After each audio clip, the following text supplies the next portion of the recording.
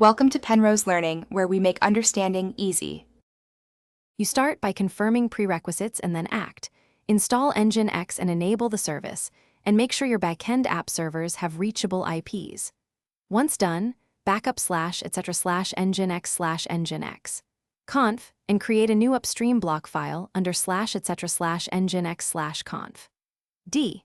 Make sure ports 80 and 443 are open on each backend and firewall rules allow traffic from the load balancer. This first step gets you into a position to edit configurations safely and test immediately.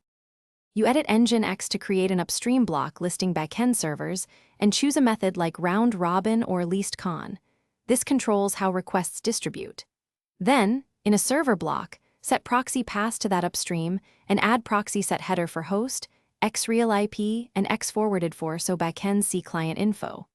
Once done, tune proxy timeouts and health parameters like max fails and fail timeout, and optionally enable keep-alive and sticky sessions to preserve sessions for stateful apps. You finalize by validating configuration and testing traffic.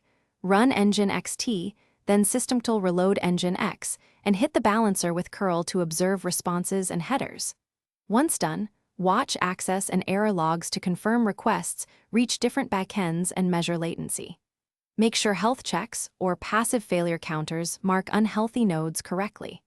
If things go wrong, the key troubleshooting tip is to inspect Nginx error. Log and backend connectivity first. Verify firewall.